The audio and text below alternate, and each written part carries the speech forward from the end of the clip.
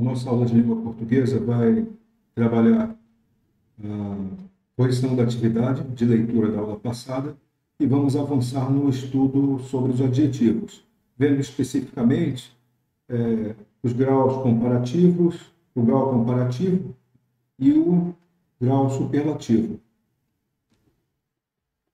A nossa primeira parte, então, é estudo sobre os adjetivos.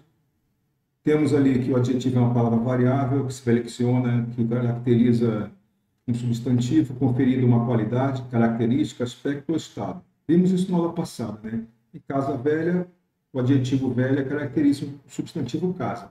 Em prédio antigo, o adjetivo antigo caracteriza o substantivo prédio. E há uma diferença, né, entre esses dois termos, né? Velha e antigo, muito parecidos, mas o sentido é diferente. Exemplos de adjetivos: feliz, bom, grande, simpático, corajoso, certo, último, vermelho, pequeno, áspero, feio, alto, dourado, tantos, né? Criança feliz, homem bom, casa grande, último livro, pano áspero, peixe dourado. Os adjetivos são usados na nossa composição de frases, composição de orações, como predicativos do sujeito, por exemplo. É aquela classe gramatical que vai exercer a função de predicativo de sujeito. Vamos ver isso mais à frente. Adjetivos, função, reflexão. Vocês devem ter feito a leitura desse texto. No caso aqui, a pergunta não era necessário ser respondida, mas apenas para uma reflexão. É a linguagem dos gatos, texto que lemos na aula passada. E vamos às questões. De que forma as ilustrações do gato se relacionam com o título da imagem? Nós temos aí, por exemplo, brincalhão, animado, e aí você tem as figuras, né? As expressões, o movimento. De que forma as ilustrações do gato relacionam com o título da imagem? Bem simples, né? As expressões faciais, as reações, os movimentos e as posturas do gato representam o que ele supostamente está sentindo ou querendo expressar. Evidente que nós estamos falando de um desenho. Então, nós temos ali uma situação em que é expressa aquela característica, né? Aquela qualidade. A letra B. De que forma é possível perceber o movimento corporal dos gatos? Essa é uma questão difícil, pessoal, mas é assim. É possível perceber o movimento do animal por meio das linhas cinéticas, nas patas e na cauda do animal. É possível perceber também pelos traços mais retos ou arredondados que acompanham algumas ilustrações. Aí alguém pode perguntar, professor, o que são linhas cinéticas? Né? Vamos ver isso aí? Né? O que é uma linha cinética? Bom, olha só, você tem aí um quadro, né? Um quadrinho de Asterix. Então, nesse quadrinho, nós conseguimos observar, olha só as setas aqui, ó. Seta aqui, outra seta, mais uma seta aqui no pé da personagem mais à direita. Existem outras linhas cinéticas aqui, mas você consegue perceber que essas linhas aqui dão a ideia de um movimento aqui circular, né? Da mesma forma aqui, ó, um soco, um murro que está sendo dado aqui pelo Asterix, né? Então, além dessas linhas cinéticas, nós temos outros elementos, que são aqui de uma pancada, de uma explosão, as estrelas, que significam dor. Isso são recursos gráficos usados nas histórias em quadrinhos, principalmente, para dar a ideia de movimento. Então, linha cinética é um recurso gráfico usado em histórias em quadrinhos para dar a sensação de movimento aos personagens e objetos. É claro, se nós tivéssemos aqui o quadro, né? Sem essas linhas cinéticas, como é que você entenderia os movimentos que aconteceram? E é um quadro, é uma imagem estática, ok? Há outros elementos aqui, ó. Choque, tchac, paf. São onomatopeias que representam aqui o barulho, o som produzido pelas pancadas da luta que está acontecendo aqui, ok? Bom, e as linhas cinéticas aqui no desenho? Olha só. Aqui o gato levantou, né? Ele Ele ficou ali ouriçado ali. Essa linha cinética indica movimento. Da mesma forma que nós temos as linhas cinéticas aqui e o movimento, as curvas, né, da cauda do gato, tá? Então, temos aqui as linhas cinéticas e também um desenho mostrando o movimento. Bom, vamos para a letra C. No texto são empregados vários adjetivos para caracterizar um único ser. Esses adjetivos, se os adjetivos estivessem listados abaixo da ilustração de um único gato, a compreensão global da imagem teria o mesmo sentido? Por quê? Pessoal, obviamente que não, né? Se você possui uma característica para cada expressão, para cada uma daquelas qualidades, né? Daqueles adjetivos, né? Então, não teria o mesmo sentido sem as diferentes situações representadas.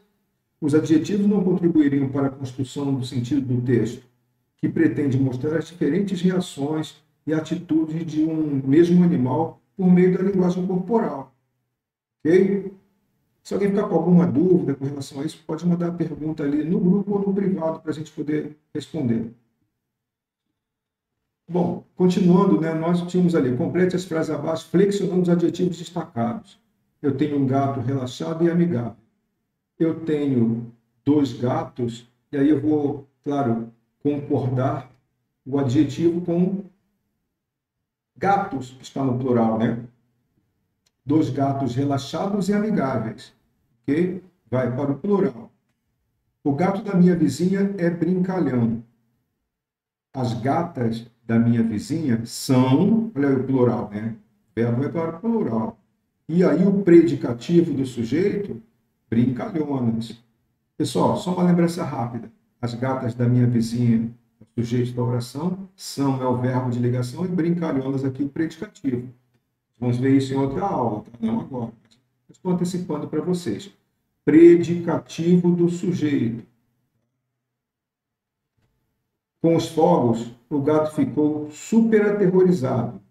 Com os fogos, os gatos ficaram super aterrorizados. Óbvio, né? Vai para o plural, então, o adjetivo. Prefixo super, gente. Só uma ilustração para a gente ter a ideia aqui do prefixo super. Usa-se hífen com palavras iniciadas, anotem isso no caderno, hein? Com prefixo super. Não é para mandar para mim, mas eu quero que vocês anotem no caderno. Se o termo posterior começar com H ou com R. Exemplos: super-homem, super-herói, super-habilidade, super-requintado, super-real, super-resistente. Ok? Nos demais casos, não há hífen. Exemplos: super-salário, super-bactéria, superfaturado. A gente ouve falar muito isso aí, superfaturado, né? Negócio de corrupção, essas coisas, né? Quer dizer, superfaturado está acima do valor faturado, acima do valor, né? Supermercado, superlotado, supermãe, superaquecido, etc. Ok? Vamos lá. Segunda parte. O grau de um adjetivo é usado quando se pretende estabelecer uma gradação ou uma comparação em que uma qualidade é empregada. Tá? Então, eu quero graduar para mais ou para menos, ou comparar algo, um objeto, um ser, né? Quero comparar. Eu vou usar o grau do adjetivo. Eu vou graduá-lo. Ok? Então, vamos usar como exemplo apenas os adjetivos bom e ruim. Aquele remédio é bom para a tosse. Simples, né? Se quisermos intensificar a qualidade de bom, usaremos ótimo. Por exemplo, ótimo. Poderia ser boníssimo. Ótimo é mais comum. Ele é bom? Não, ele é ótimo. Perceberam, né? Que há uma gradação, certo? Em uma comparação, usaremos, por exemplo, melhor. Aquele remédio é melhor do que o outro. Aí eu vou usar o melhor. Eu não posso dizer mais bom do que o outro. Vou dizer melhor. Vamos para outro exemplo. Aquele carro tem uma pintura ruim. Se quisermos intensificar a qualidade ruim, usaremos péssima. Aquele carro tem uma pintura péssima. Em uma comparação, usaremos, por exemplo, pior. Aquele carro tem uma pintura pior do que a do outro. Ok? Vamos lá. Os adjetivos podem ser usados para indicar gradação, obviamente, expressando avaliação em grau maior ou menor. Existem ainda 3 modos de construir uma frase com expressões que expressem comparação: a igualdade, a inferioridade e a superioridade. Vamos ver isso nos nossos estudos, tá? Vamos avançar. Quem venceria um duelo entre um tigre e um leão, uma batalha animal? Se fosse para apostar, o mais garantido seria você jogar todas as suas fichas no leão. Isso porque ele é mais treinado para a briga do que o tigre e possui características anatômicas que lhe dão vantagem. O tira-teima para saber qual deles seria vitorioso, no entanto, é quase impossível na natureza. Os dois vivem em continentes distintos. Os leões ficam nas savanas africanas, enquanto os tigres são encontrados a milhares de quilômetros de lá, na Ásia. Yuri Vasconcelos, quem venceria um duelo entre um tigre e um leão? Super interessante, São Paulo, 18 de abril de 2011. Ao comparar os dois animais, o autor do texto aponta igualdades ou diferenças entre eles. Como você chegou a essa conclusão?